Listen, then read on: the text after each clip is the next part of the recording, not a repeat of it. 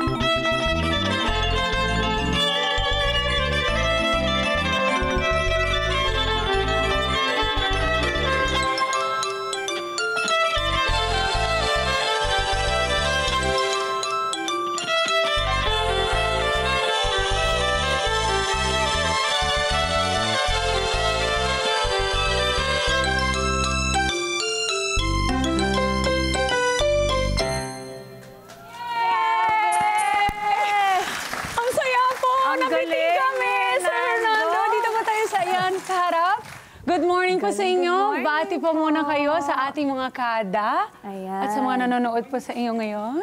Good morning, mga kada. Good morning, sir. Kamusta po?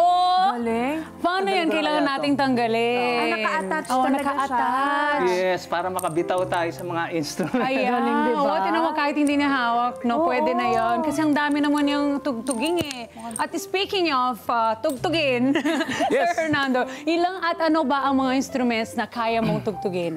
Lahat-lahat ah. Lahat-lahat. Opo. Yung hindi kasama rito, Oh. nakakapag-drums ako. But when I was in the band, ano ako, bahista. bass, man. Bass, okay. Tapos, And then, pwede ako mag-drums, percussion. paano mo natutunan Oo lahat? nga.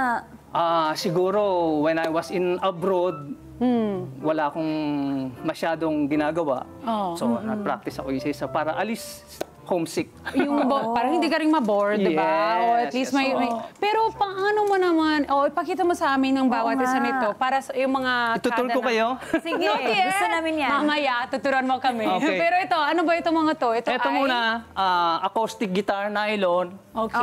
Para pag may mga request na parang Spanish, Brazilian, jazz, Yes. like Erclu. Nice. Yan, yan ang mga ano na. Kaya, patingin. O, sige. Check natin. Ano siya? Okay. Yan, okay. So, ganun yung ano niya, yung... Para pag may request na mga jazz, Erclu, ayan, pwede tayo mag-konting. Sige nga. Pag sa Tapos, piano ito naman, ito naman. naman piano, pag may mga request din ng mga jazz like David Benoit, kung familiar kayo. Yes. Yan, meron tayo mga David Benoit, Chick Corea. Parang feeling ko gagana na siya ngayon, Sige no? nga, parinig natin sa ating mga Nakakonect kada. na yata sa Ito, ating speaker. Ayan!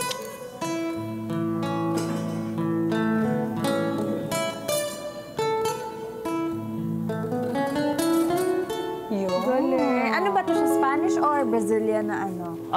Pwedeng Spanish, pwedeng Brazilian kasi well-known ang Spanish or Mexico sa mga nylon, Nylon. instruments. Nice. Ang galing. And then ito next, naman. Ito ito yung naman ang piano. piano mo, syempre. Ito, like Yan, familiar mga, naman.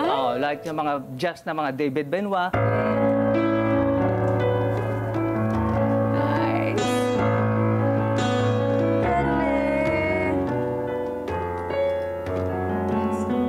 And next, Galing. instrument. Ano yung next? Ito naman yung flute. Hindi ko alam kung sino yung famous sa flute. Basta para lang Ikaw may na yan, variation. sir. Ay, hinakot mo na lahat.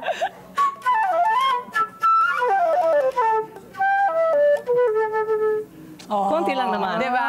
Eto Pati next. Saxophone, napilitan ako mag-sax dahil may mga nagre-request ng mga Spyro Gyra, mga jazz na parang... Napilitan ka pa nila.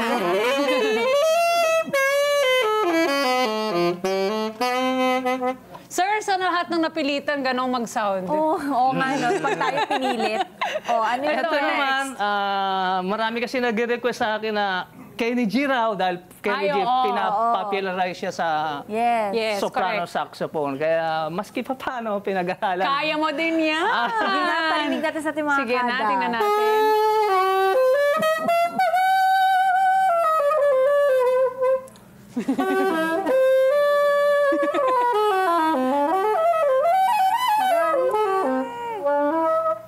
Yes! At meron pa, sir. May isa pa dito. Ito naman, electric, para pag may mga nagre-request ng mga rap, just Rock and roll tayo dyan.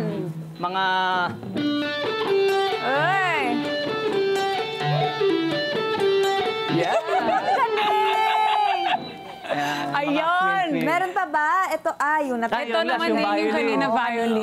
narinig na din At natin ano, yan. balita namin, yung tatay mo daw ay musician. Musician din. Siyang nagturo sa akin. Ano yung mga tinuro ni tatay sa'yo?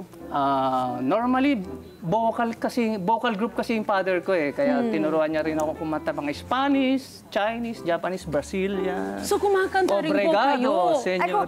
kumakanta ka din po? Sa abroad lang. Dito kasi... Ano ba?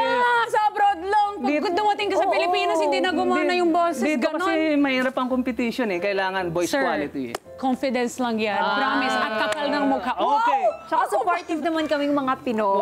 Kasi kanina habang di ba, Oo nga. anong sinabi ko sa ko, uy, hanap yun kapag si Sir Kumanta din. kumanta Kumanta. pa sa lahat ng ginagawa na dyan, di ba? Kumakanta Kasi pa pala kayo. binabagayan yung boses ko eh. So, I see. mas more on Japanese tayo. Pag nasa Japanese yung mga kinakanta ko. I see. Pero very good ka dyan. At ito namang sa instrument, Sir Nando, ano ba yun dito? Yung alin dito ang pinaka-challenging? Pinaka-challenging. At meron ka din bang paborito? Ito pinaka-challenging sa akin, violin. Pinaka-hardest Violin. instrument. Bakit Bakit? Kasi normally, mga bata, 5 years old, 4 years old pa lang, tinuturuan na.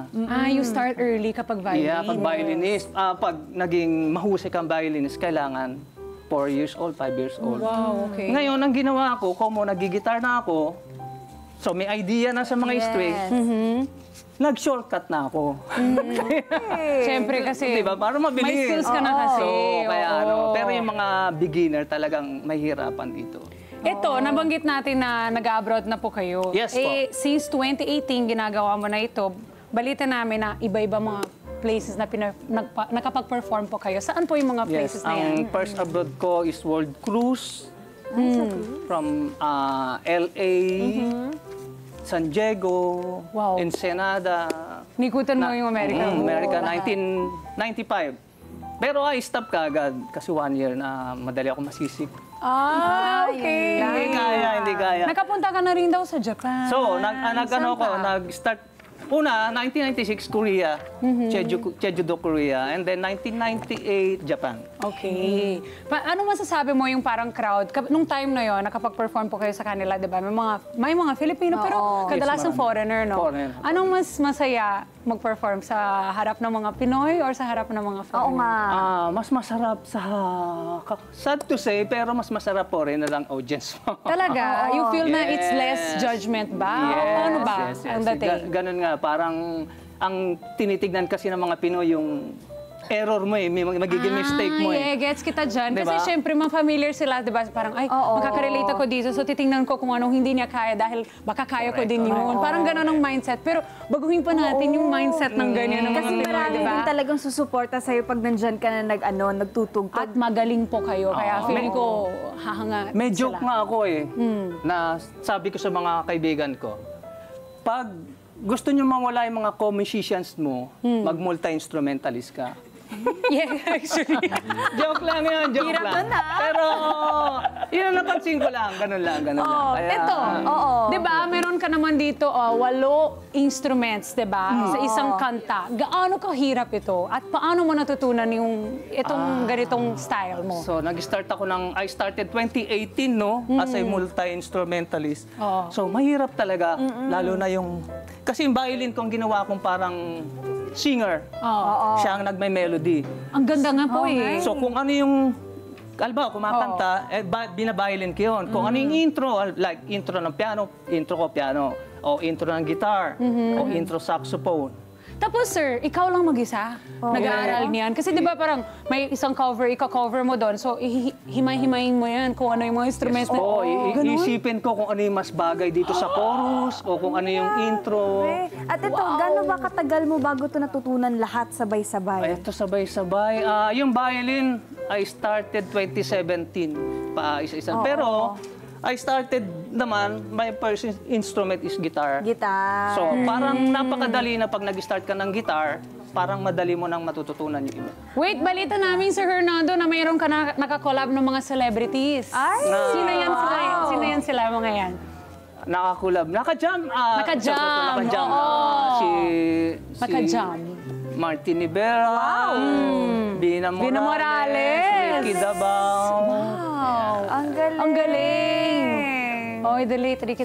Paano nangyari yan na paano mo sila na-meet? Sa mga events. May mga guest sila. Pag uy, jam ako dyan. Okay, sir. Ang galing. Nakakatuwa yun kasi lalo na pag gano'n, di ba, makaka-jam mo yung mga sikat din talaga na singers. Malaking tulong din yan sa iyong career, no po, at sa iyong, ito naman, ano pa ang pinakapangarap mo bilang isang musikero? Siyempre, pangarap ng lahat, maging not so famous naman, basta makilala lang. Para yung ano lang naman natin. Like you. Yung meron pang habang buhay na career tayo, di ba? As long as masaya. Gusto kong gumawa sa music ng memories man lang. Meron ka para may bang maiwan tayo. original na rin? Yes po, may mga original ako. Nakagawa ako ng 2 songs, isang ballad, isang past song. So, With the help of my girlfriend. wow! I-greet mo na si Greet mo naman si girlfriend. Ang sweet naman, please. Hi, Go ahead. MJ. Asan This si for MJ? you. Nag-work eh. Kaya, Sabi mo naman sa kanya na mahal mo siya. yes! Mahal na mahal kita, MJ. Nagawa ko. Siya ang gumawa ng lyrics actually. Oh, nice. And then, so, kung na-inspired ako, ang bilis ko nagawa yung melody. When I was in Japan noon. Hindi pala biro yung paggawa ng music. Kailangan inspired ka. Yes. May pinanghuhugutan. Yes. At